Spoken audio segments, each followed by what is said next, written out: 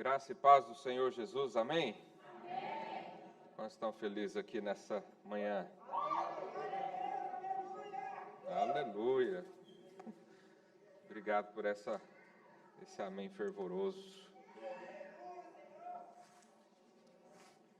Glória a Deus. Queria compartilhar uma palavra com os irmãos nessa manhã.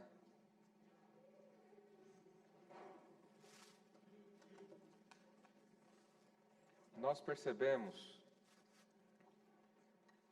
nesse culto, no último culto que fizemos, o culto da passagem de ano, embora a passagem de ano efetivamente foi feita cada um na sua casa, mas eu fiquei muito feliz e agradecido ao Senhor pela participação de cada um no tocante a seus agradecimentos, os seus alvos. Eu vi que a maioria das pessoas que entregaram, preencheram bem a folha. Isso mostra o favor e a graça que o Senhor nos deu. E eu quero insistir para que hoje você que não fez, faça. De repente, durante a palavra, você se lembra de alguma coisa, você pode pegar, nós temos folhas lá atrás, para escrever. Quem não fez, faça os seus agradecimentos, os seus alvos e também a sua oferta das primícias. Muitas pessoas entregaram os seus alvos, entregaram os seus agradecimentos, mas não ofertaram. E eu quero salientar que nós estamos num tempo de plantar no reino de Deus. E é importante que você participe, é importante que nós como família andemos no mesmo passo. E hoje eu quero ministrar uma palavra muito importante para nós recebemos, e tem a ver com os milagres do Senhor, tem a ver com a multiplicação, tem a ver com o sobrenatural. E essa última palavra do ano, nós ministramos sobre a vitória do Senhor. E sabe, para que haja vitória, você precisa estar preparado para a guerra, preparado para enfrentar algumas situações. E o próprio Jesus Cristo se encarrega de te ensinar essas coisas, para que você seja, então, vitorioso. Então, eu queria que você abrisse a sua Bíblia lá no Evangelho de Marcos, capítulo 6. Hoje nós vamos ler só esse trecho e meditar nessas palavras.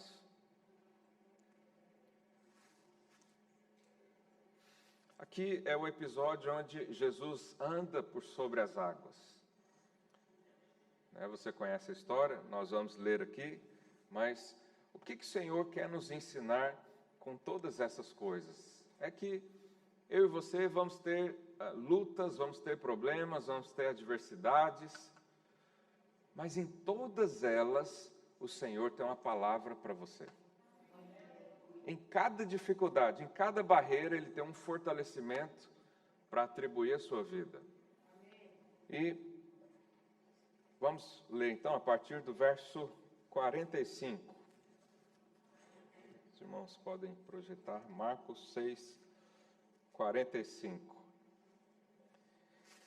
Diz assim: logo a seguir, compeliu Jesus a seus discípulos a embarcar e passar adiante para o outro lado, a Betsaida, a atravessar o mar da Galileia, enquanto ele despedia a multidão. Olha que interessante, ele diz, compeliu Jesus. Os irmãos sabem o que é compelir? É forçar, obrigar, pegar na mão e empurrar, coisas assim. Mas por que Jesus teve que fazer isso com os seus discípulos? Porque os seus discípulos, a maioria ali, eram pescadores. E você sabe, como eu falei no último culto, os pescadores são profissionais, eles sabem avaliar o tempo, eles sabem avaliar o clima, eles sabem ver a estação do ano, a melhor época do ano para ir ou não, mas eles também percebem quando vem aí uma tempestade. E é capaz deles terem visto essa tempestade, E o Senhor Jesus falou, vamos atravessar, e um ou outro argumentou, não, mas olha, vai chover, olha, tá com muito vento, isso é perigoso, pode afundar o barco. E aí Jesus então compeliu, empurrou.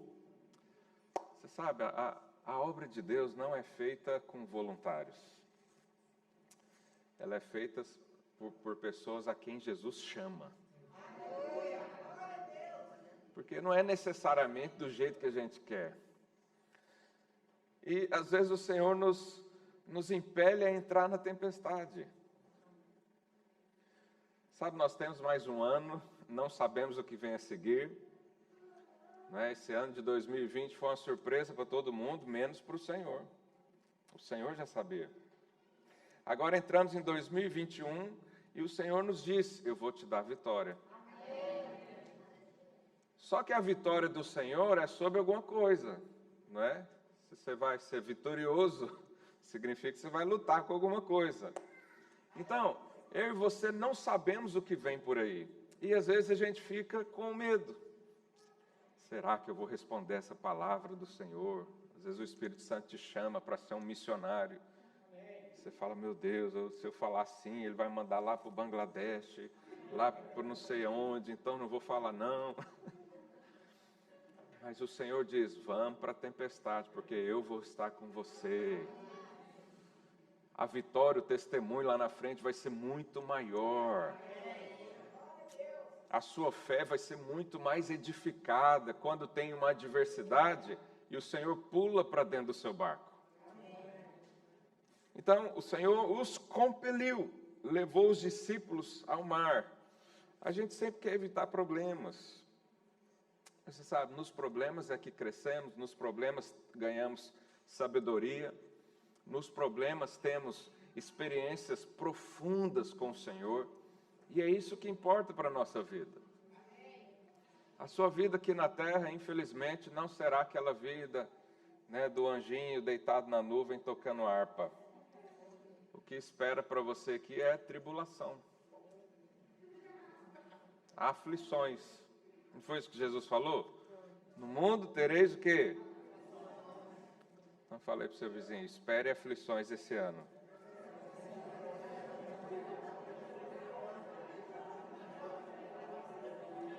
Você fala, pastor, vim aqui ouvir uma palavra de fé, de ânimo.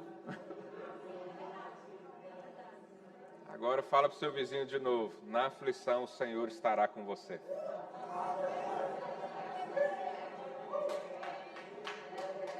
Aleluia, aplauda ao Senhor.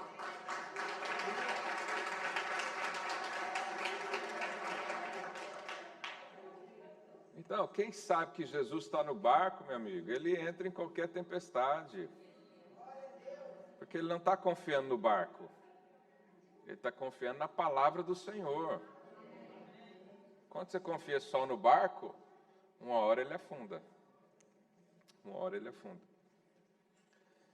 Verso 46. E tendo-os despedido, subiu ao monte para orar. Olha que legal. Jesus falou, entra na tempestade e eu vou ficar aqui para orar por vocês. Vai lá, mas eu vou orar. Fique em paz. Deus tem um senso de humor incrível. Mas você sabe, nós temos que ler a palavra de Deus num prisma profético também. Nós vivemos hoje como se estivéssemos num barco, num mar furioso, que é o mundo. O mundo é atribulado, o mundo é complexo. Mas o Senhor subiu e hoje Ele intercede por nós. Então nós não estamos sozinhos, ainda que Ele nos lançou no mundo, ainda que Ele nos enviou, e Ele disse, eu vou te enviar no meio de lobos. Esse foi o primeiro discipulado de Jesus. Nossa primeira reunião, a gente normalmente cria expectativas boas, não é? Quando multiplica a célula, o que a gente fala? Vai crescer, vai avançar, isso aqui é a melhor célula do mundo. Mas quando Jesus reuniu os discípulos para falar pela primeira vez de missões, Ele disse o quê? Vocês vão ser perseguidos, por causa do meu nome, um ou outro vai morrer. Mas eu estou na intercessão por você. E aí nós temos que olhar isso com prisma profético. Ele subiu, ele intercede por nós. Verso 47. Ao cair da tarde, estava o barco no meio do mar e ele sozinho em terra. Hoje o Senhor também está sozinho na sua glória, mas um dia Ele vai voltar para nos buscar. Mas é necessário que eu e você atravessemos essa tempestade. E essa tempestade, ela acaba no dia que você morrer ou o dia que Ele voltar. Só está essas duas opções. Mas hoje a palavra é que você seja fortalecido confiando no Senhor. Eu não vou iludir você e dizer que agora 2021 é um mar de rosas, vamos... Não, continua, os problemas continuam. Eu mandei mensagem lá para minha família no Brasil, que a gente chegou em 2021 primeiro, né? Aí eu cheguei em 2021, mandei uma mensagem, falei, não mudou nada. Continuo com a fé no Senhor, porque esse mundo está perdido.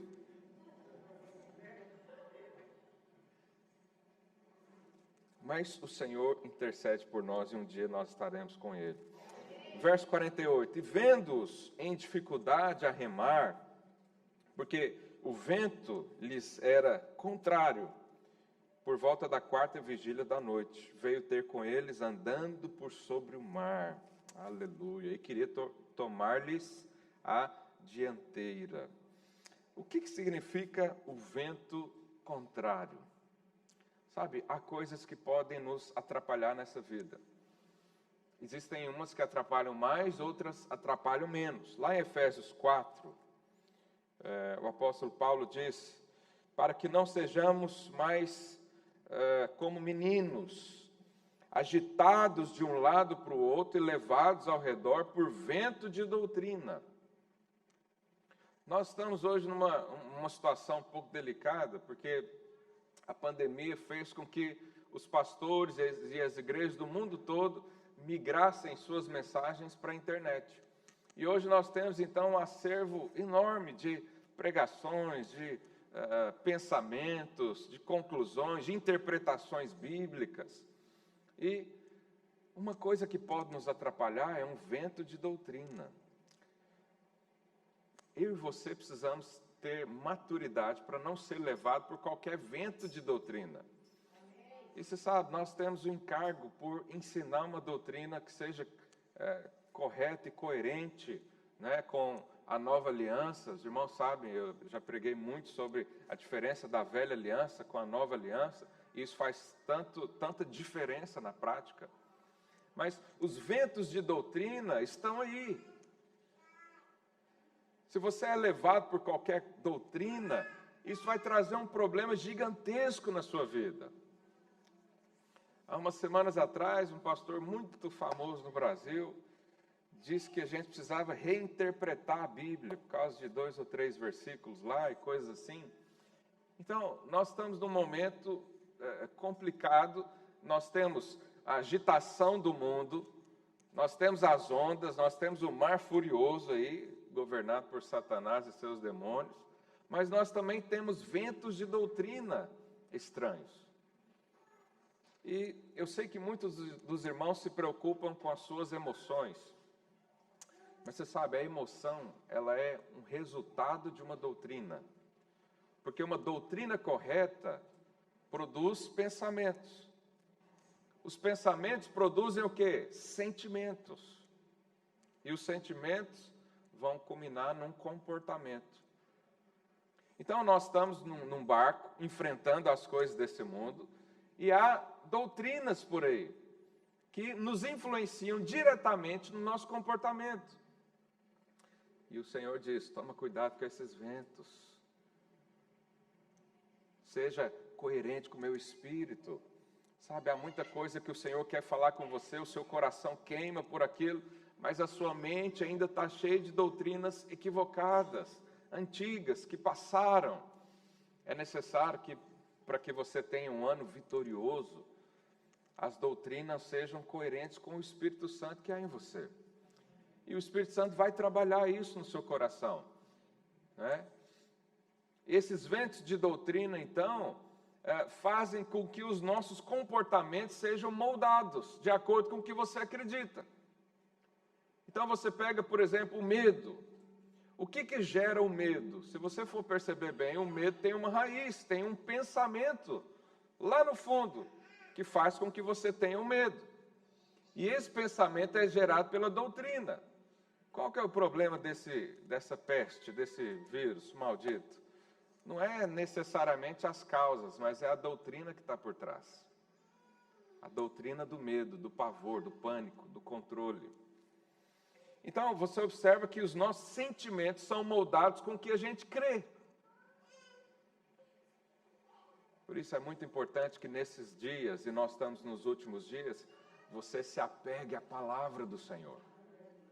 E não acredite em qualquer vento de doutrina. A doutrina pode ser outras coisas também, sobre saúde, sobre segurança, sobre política e várias coisas da nossa vida. Sabe, há poder quando você abre a boca e diz, está escrito.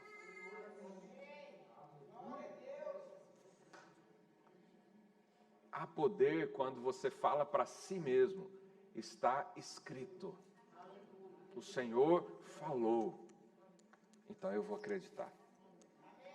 E quando você faz isso, os seus sentimentos então são moldados a essa doutrina, doutrina do Senhor. Sabe, quando Jesus foi tentado por Satanás, qual era a resposta que Jesus dava?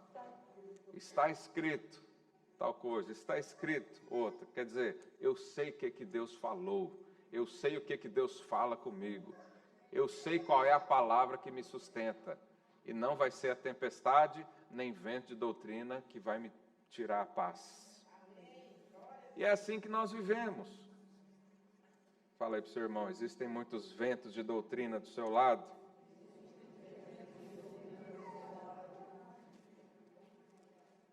De tempos em tempos há um vento de doutrina estranho, que sempre que você ouvir pode tomar cuidado. Porque quando alguém diz que tem algo novo, eu tenho algo novo aqui, não, Deus me chamou para uma coisa nova. Quer dizer, a Bíblia já está escrita, alguns textos, mais de 4.000 anos. Mas hoje o Senhor resolveu mudar por causa do indivíduo. Isso é um vento de doutrina. A Bíblia nunca será atualizada, porque ela é eterna. Põe isso na sua mente, ela é eterna. Ela serviu para todo mundo até agora, e ela vai servir para mais quantos anos for necessário. Então, tome cuidado com essas coisas. Verso 49.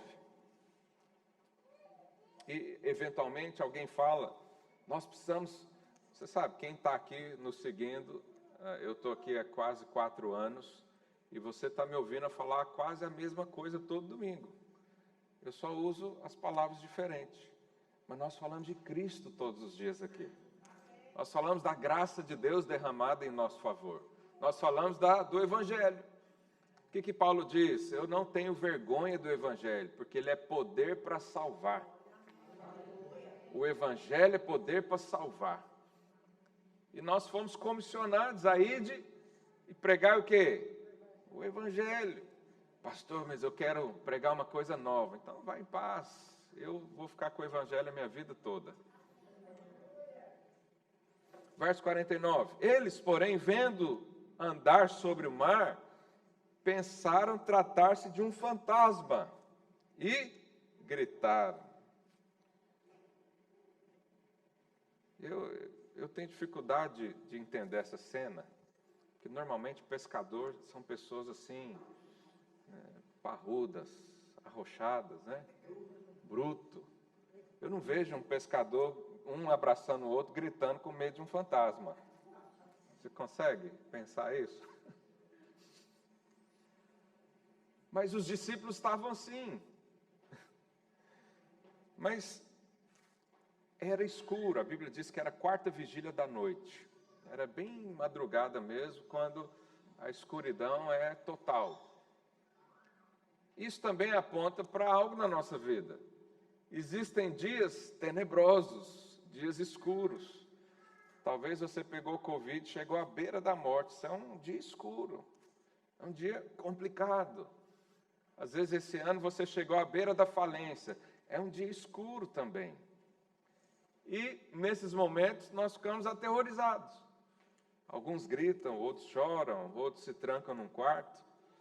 Mas é nesse momento que o Senhor aparece. Porque Ele sabe que está escuro, Ele sabe que está difícil. Ele sabe que não há luz nenhuma, Ele sabe que não há esperança em coisa nenhuma. Ele sabe que o seu dinheiro acabou. Ele sabe que a sua saúde ruiu. Ele sabe que há desespero no seu coração. E nesse momento o Senhor ama surpreender os seus filhos. Então nesses dias eu estou orando para os irmãos verem um fantasma.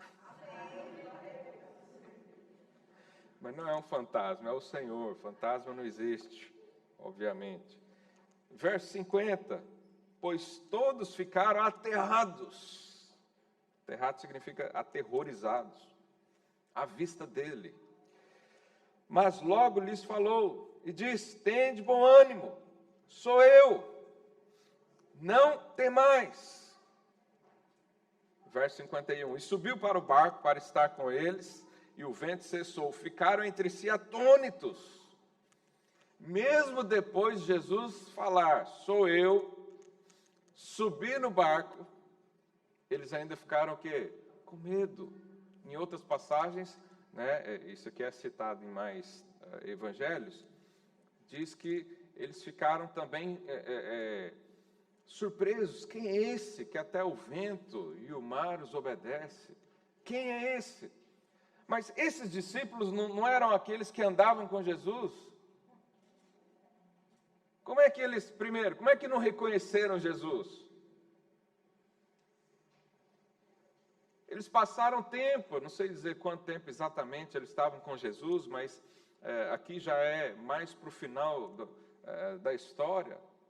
Eles estavam com Jesus, eles viram tantas coisas.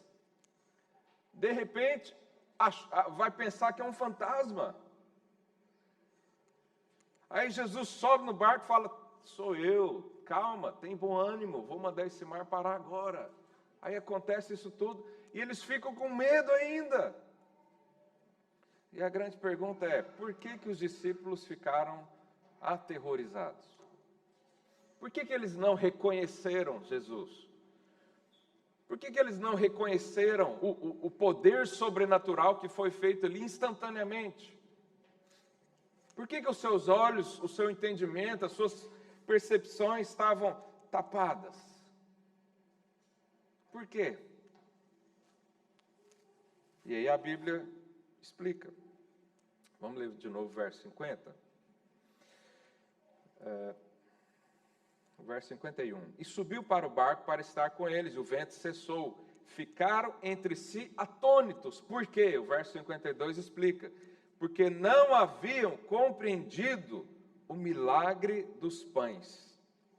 Antes, seu coração estava endurecido. Endurecido. Eles não reconheceram Jesus, eles não perceberam o sobrenatural, eles não creram em muitas coisas. A Bíblia diz, porque eles não entenderam a multiplicação dos pães, que tinha sido feito antes. Agora, o que uma coisa tem a ver com a outra? Você sabe, para que você tenha vitória completa na nossa vida, existe uma base de crescimento. A multiplicação dos pães, ela fala de um desejo ou de uma necessidade básica do homem, que é comer. E aqui, o que o texto quer dizer? O que o Espírito Santo quer nos mostrar? Que se você não aprender a ser surpreendido por Deus, nas suas necessidades básicas, se você não consegue perceber o milagre do Senhor para te dar um pão para comer, você não vai conseguir ver os outros milagres. Porque a multiplicação dos pães é base para a nossa vida. É básico. Um crente deveria, quando se converte, primeira coisa, entender que Deus é um Deus multiplicador. Entender que Deus é um Deus que nos supre em tudo, que agora Ele nos comissionou a fazer alguma coisa, porque Ele nos sustenta. Ele só pode enviar os discípulos, porque Ele vai dar a base para eles crerem. Só que aqui diz que eles estavam com o coração endurecido. Ainda não perceberam que Jesus ia multiplicar tudo que eles tinham. Ainda não perceberam que eles nem precisavam pescar mais, porque Jesus vai dar o sustento. Ainda não perceberam que nós podemos viver a vida cristã dependendo da força do nosso braço para conquistar o nosso salário, ou ser agradecido por Deus porque Ele nos sustenta. E aí, se eu e você não entendermos que o Senhor nos sustenta, nós não vamos ter fé para crer em mais nada. Como é que nós vamos crer em coisas muito maiores se eu não creio nem que Deus me dá um ordenado mínimo para sobrevivência? Se Deus não me dá nem o pão para comer, Ele vai me dar outras coisas. Sabe, há muitos cristãos parados na fé, porque não entenderam a multiplicação dos pães. Há muita gente que não avança, não tem fé para crer em outras coisas, não tem fé para acreditar que ele pode ser usado por Deus, porque ele não confia nem no pão. Ele acha que Deus deixa os seus filhos aí passar fome, ou viverem de qualquer forma. Sabe, eu e você precisamos compreender a multiplicação dos pães para vencer a tempestade depois lá na frente. O que Jesus estava dizendo aqui era, se eles tivessem aprendido com a multiplicação dos pães, eles não estavam aterrorizados num barco no meio da tempestade. Se você sabe que Deus provém o pão na sua casa, você vai saber que Ele provém todas as outras coisas. Se você sabe que Deus é um Deus multiplicador, quando Jesus falar para você, entra no barco e vai para o outro lado, você vai feliz, sem medo da tempestade. Mas os discípulos estavam com medo. Eles não tinham ainda passado pela experiência do suprimento. Embora eles estavam lá com Jesus. Foi eles que distribuíram os pães e peixes na multidão. Foram eles que recolheram os 12 cestos que sobraram. Ainda assim, a Bíblia diz que o seu coração estava endurecido. Sabe, o meu encargo nessa manhã é para que você não tenha o coração endurecido. Mas o que pode endurecer o nosso coração? Dinheiro. Sabe, há um falso pensamento que nos acompanha. No início da pandemia, eu vi uma declaração de um pastor aqui de Portugal que eu fiquei preocupado. Ele falou assim, nessa pandemia, a igreja é que vai sustentar as pessoas, não o contrário. Eu fiquei pensando, falei, que coisa mais tola. A igreja não sustenta ninguém, é eu e você que sustentamos a igreja. Mas há pessoas que não fazem isso, não pensam assim. Nós temos um desejo muito grande aqui em Lisboa de abrir uma escola para as crianças. Uma escola cristã, com princípios. Agora, o dia que nós abrirmos essa escola, não vai ser de graça. Por quê? Porque não tem condições para isso. É uma escola da igreja, mas a igreja não tem condições de fazer as coisas para as pessoas. É o contrário, as pessoas é que fazem para a igreja. Mas, eventualmente, nós vemos situações onde, por exemplo, vou dar um exemplo. Um irmão prospera bastante e vem aqui e conta o testemunho. Sabe, muitas pessoas se alegram com o testemunho dele. Mas tem alguns que endurecem o coração. Porque eles pensam, mas e eu? Estou aqui tanto tempo. O Senhor também não me dá as coisas? E aí fica triste. É como se Deus tivesse só uma caixinha de pão de queijo. Se ele der para o Ricardo, o Abraão fica sem. Não entendeu a multiplicação dos pães. Por quê? Porque se Deus dá uma caixinha cheia de pão de queijo para o Ricardo, Ele pode dar 2 ou 3 também para o Abraão. Isso é aprender com milagre. Isso é saber que Deus multiplica todas as coisas. Então, eventualmente, você vê alguém prosperando e na sua vida não acontece nada. Você tem 2 alternativas. Ou você crê na multiplicação dos pães, ou seu coração se endurece e você se afasta. Isso acontece com muitos pastores. Um pastor está lá crescendo, e ele dá o testemunho. Ele dá o testemunho do quanto ele tem crescido, do quanto tem multiplicado, do quanto tem havido ampla suficiência em tudo. E o outro pastor acha que esse aqui está sendo, como é que diz? Priorizado. A célula do Marcelo cresce mais porque o pastor foi lá visitar. O líder fulano tem mais atenção do outro, por isso é que ele cresce. Quem pensa assim tem o coração duro, porque ele não creu na multiplicação dos pães e peixes. Você percebe como um princípio muito pequeno causa um problemão na nossa vida? Se você crê que Deus multiplica, você não fica contando do vizinho. Você olha para você. E aí coisas sobrenaturais podem acontecer na sua vida porque o seu coração não é duro.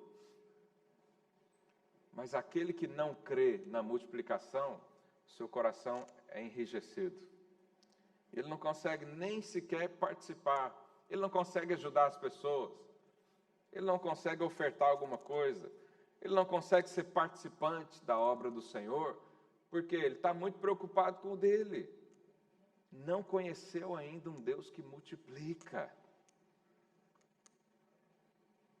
Quantos querem conhecer um Deus que multiplica? Então você vai ter uma vida vitoriosa quando você tiver a experiência do suprimento. Isso é básico. Nos evangelhos são relatados 32 milagres do Senhor. Mas só o milagre da multiplicação dos pães e peixes tem nos 4 evangelhos. Foi mencionado 4 vezes. Isso aqui é uma menção múltipla. Isso significa que Deus quer mostrar algo para você. Que Ele é o Deus que multiplica as coisas. Ele é o Deus que supre em abundância. Sabe, às vezes você guarda o seu dinheiro e planeja. Eu gosto muito de planejamento, ensino muitos irmãos a fazerem poupanças, planejar para viagem. E de repente você planejou uma viagem e vai lá para as ilhas gregas. A Grécia hoje está um pouco mais barato por causa da crise. Recebe? Amém. Então você vai.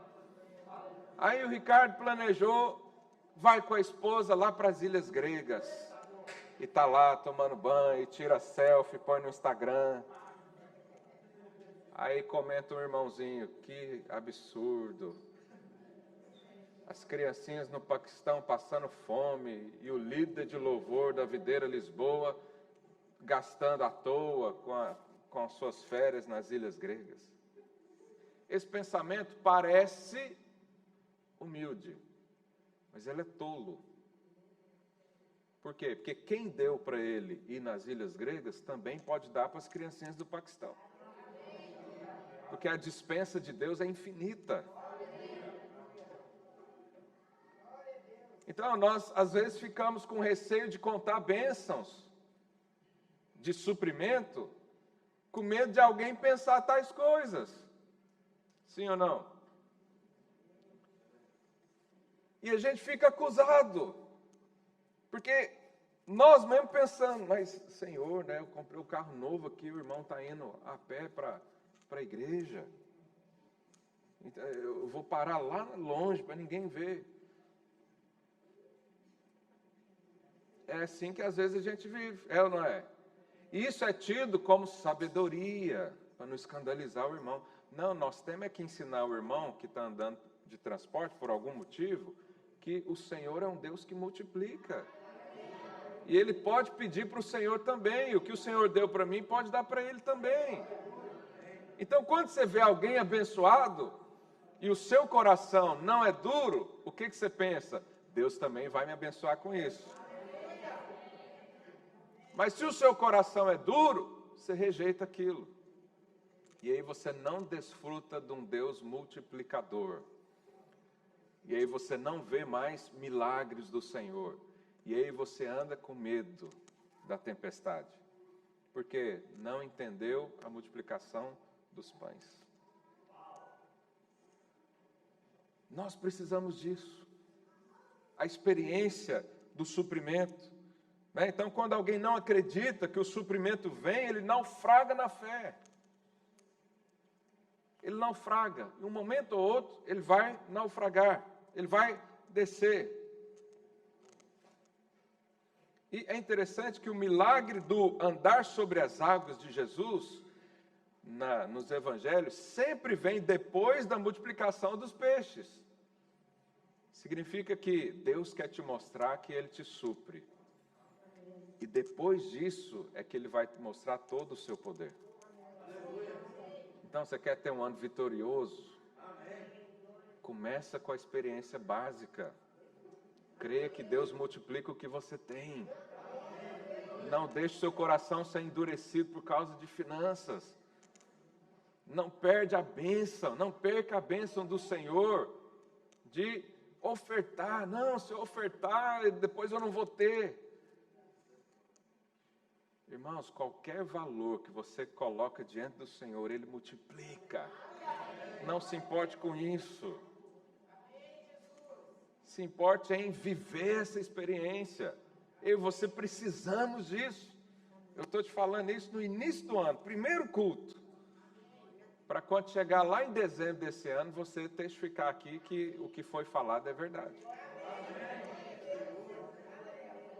Os irmãos que colocam alvos e oram, normalmente todos recebem. Mas há alguns que não colocam nada. Esses aí vão receber o quê? Então, quem entende a multiplicação dos pães e peixes, ele simplesmente, quando precisa de algo, ele vai até Deus. Ele sabe onde está o recurso. Ele sabe o que fazer. Porque a mente dele não é uma mente limitada. Qual que é a mente limitada? É aquela que eu falei, de uma mentalidade esquerdista, comunista, de que todo mundo tem que ter a mesma coisa. E Deus não é assim, Ele age conforme a sua fé. Se você crê, você recebe. Não é isso que a Bíblia diz? Eu creio na multiplicação e eu recebo isso. Eu creio na prosperidade e recebo isso. Mas algumas pessoas olham para o pastor, né? Se vê um pastor prosperar, então, roubou da igreja. É sempre assim. A gente recebe essas pedradas. É normal, eu ainda não fui acusado disso, graças a Deus. Mas imagine que o Senhor me prospere, porque eu creio nisso. Pode chegar alguém, se a pessoa tem o coração duro, o que ela vai pensar? Olha aí, ó, em vez de trocar o carro do pastor, tinha que ajudar as pessoas que estão necessitadas. Ele não entendeu que as pessoas que estão necessitadas podem ter a mesma prosperidade que o outro teve. Nós não colocamos Deus limitado. Deus tem poderes ilimitados. Deus tem recursos ilimitados. Não é porque Ele me deu que vai faltar para você, não. Nós precisamos sair dessa mentalidade prisioneira de avareza. Falei para o seu irmão, Deus tem prosperidade para você. Aí você diz, agora nós vamos entrar na teologia da prosperidade. Não, não existe teologia da prosperidade. Existem milagres da multiplicação dos pães. Se você não quer crer, fique em paz. Se Você acha que humildade é pobreza? Fique em paz, eu não acho e nem quero viver isso. Mas se falar agora da teologia, da prosperidade, as pessoas vão amar o dinheiro. Meu irmão, se você entender que Jesus multiplica o pão e o peixe, você não vai amar o dinheiro, você vai amar Jesus.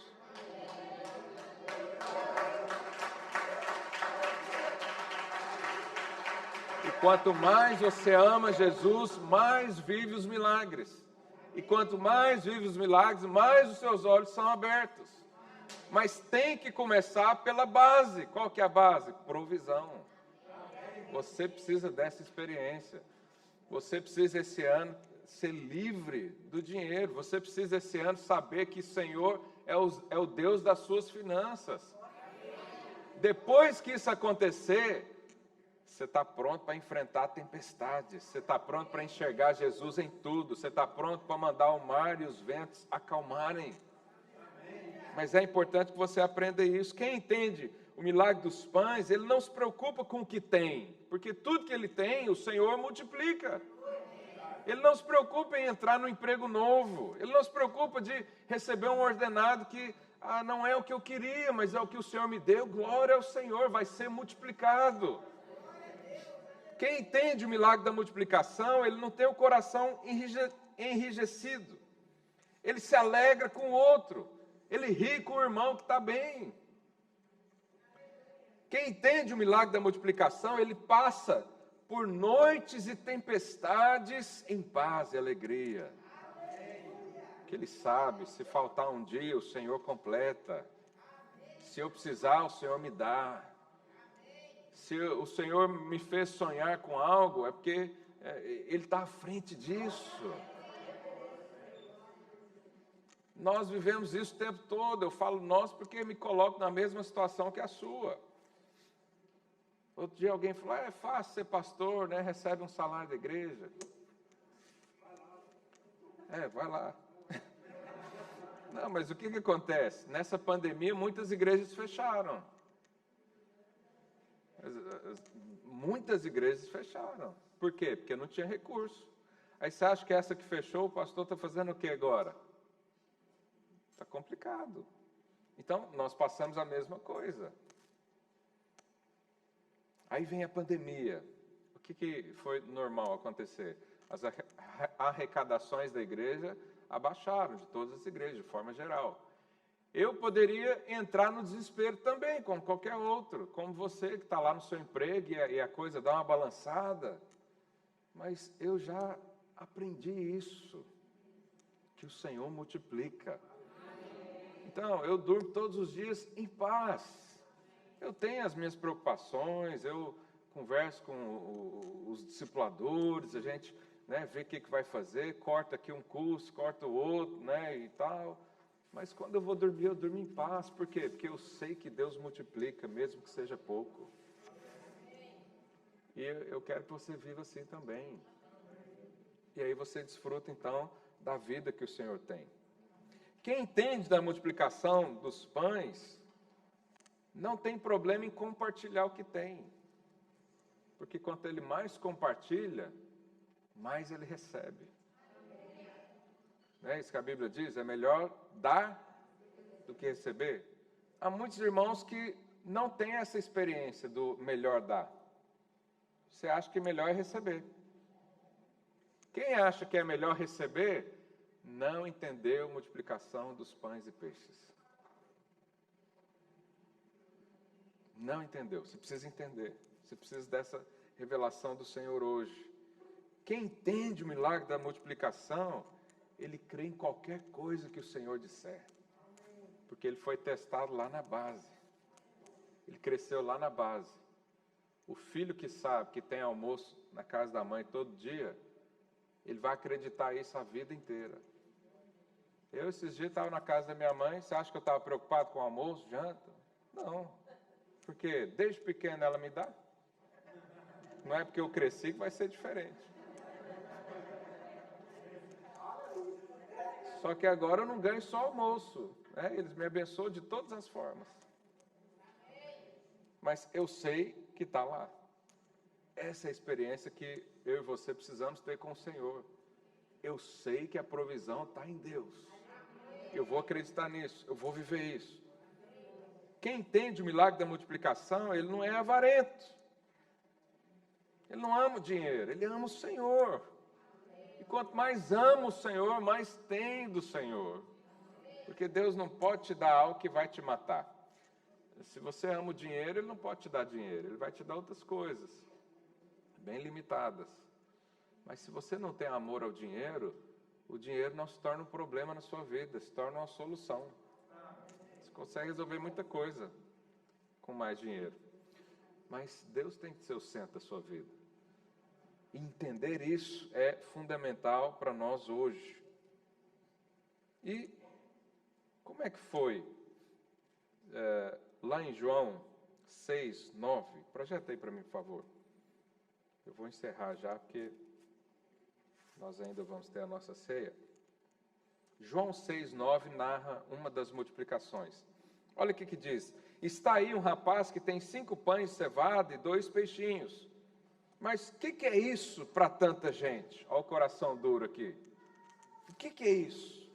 O que eu vou viver com essa miséria de ordenado? Isso é o coração duro. Disse Jesus, fazei o povo assentar-se. Primeira coisa que o Senhor fala para você aprender na provisão é descansa. Senta. Aquieta sua alma. Para de espernear, senta na relva verdinha. Sabe, isso aqui mostra o Salmo 23, não é? O Senhor é meu pastor. O que vai me faltar? Nada. Faz-me repousar em pastos verdejantes. Isso é o pastor cuidando das ovelhas. É o pastor cuidando das ovelhas. Pois havia naquele lugar muita relva, aleluia. Assentaram-se, pois, os homens em número de quase 5.000. Verso 11. Então Jesus tomou os pães e, tendo dado graças, distribuiu-os entre eles. E também, igualmente, os peixes, quanto queriam. Aqui é um princípio espiritual fantástico. Quanto você quer receber do Senhor? Jesus não reuniu e falou, seguinte, quem pegar mais de 2 pães, eu vou tirar tudo. Ele não disse isso. Ele disse assim, quanto você quer? Eu creio na multiplicação, então seja multiplicado. Eu não creio, então... não quer comer, não come. Jesus vai à medida que você pede. Porque o recurso de Deus não é o que você precisa, é o que Ele quer te dar. Então há abundância de suprimentos. E depois que serviu tudo, e quando já estavam fartos, diga aí para o seu vizinho, fartos, disse Jesus aos seus discípulos, recolhei os pedaços que sobraram, para que nada se perca. Assim, pois, o fizeram, encheram 12 cestos de pedaços dos 5 pães de cevada, que sobraram os que haviam comido.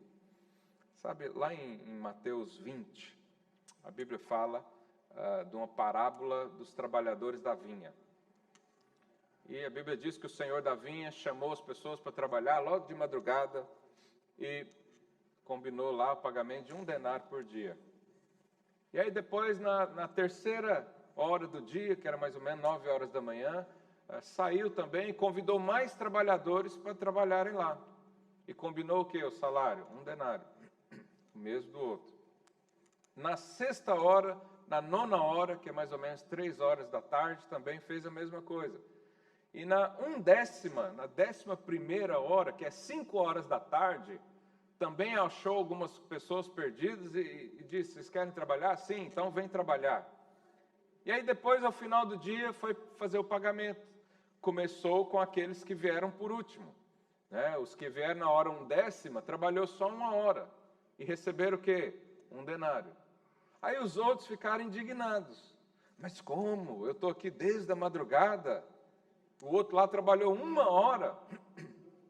e o Senhor pagou a mesma coisa, o Senhor está nos igualando. E qual foi a resposta do Senhor? Verso 14: toma o que é teu e vai-te, pois quero dar a esse último quanto a ti. Porventura não me é lícito fazer o que quero do que é meu? Então o Senhor diz: esse aqui trabalhou 1 hora, mas tem fé para receber como se fosse o dia todo, então eu vou dar para ele. Isso é o que? Graça. Por quê? Porque o Senhor disse: o dinheiro é meu, eu dou para quem eu quiser. Só depende da sua fé. A multiplicação é minha, eu multiplico para quem eu quiser. E eu já disse: eu quero te abençoar. Sabe, lá em Malaquias 3, as pessoas precisavam dar o dízimo para testar o Senhor. Não é isso que a Bíblia diz? Traz o dízimo na casa dos tesouros, para você ver se eu não vou te abençoar. Essa era a condição antiga da justiça. Mas aqui em Romanos 8, Paulo diz: que diremos, pois, à vista dessas coisas, verso 31. Se Deus é por nós, quem será contra? Aí verso 32, olha o que ele diz: aquele que não poupou seu próprio filho, antes por todos nós o entregou, porventura não nos dará graciosamente com ele todas as coisas? No Velho Testamento, as pessoas tinham que testar porque não conheciam o Senhor. Não sabiam que Deus era um Deus multiplicador. Mas na Nova Aliança, a Bíblia diz que Deus prova o seu amor por nós. Agora, eu não tenho que dar o dízimo para saber se Deus vai me abençoar. Eu tenho que entender o seguinte: se Deus me deu Jesus, que era a coisa mais cara que Ele tinha, o que é a provisão financeira? Será que Deus me deu Jesus vai negar um salário melhor? Se Deus me deu Jesus, vai negar uma bênção, uma prosperidade natural, material? Se Deus me deu a vida eterna que eu não poderia pagar, Ele não vai me dar um recurso para eu pagar a escola para o meu filho? O Senhor quer te dizer hoje: aprenda com um Deus que multiplica. Queria que você ficasse de pé no seu lugar.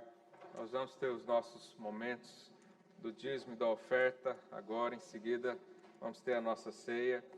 Mas sabe, decida ter essa experiência. Se você não tem ainda, eu creio que muitos irmãos já vivem assim, já creem no Senhor, já creem na prosperidade, não tem dificuldade em semear nada no reino de Deus, porque sabe que é um solo fértil e sabe que o Senhor não desampara. Amém por esses.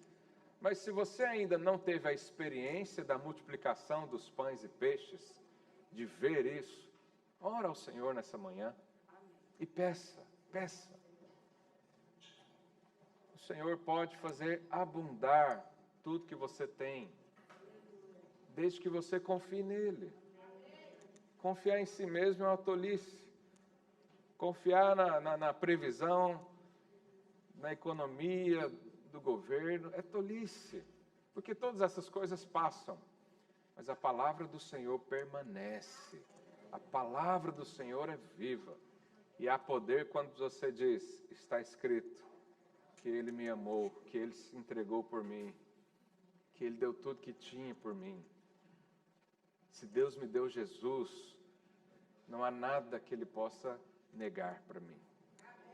Nós vivemos assim, confiando na palavra do Senhor.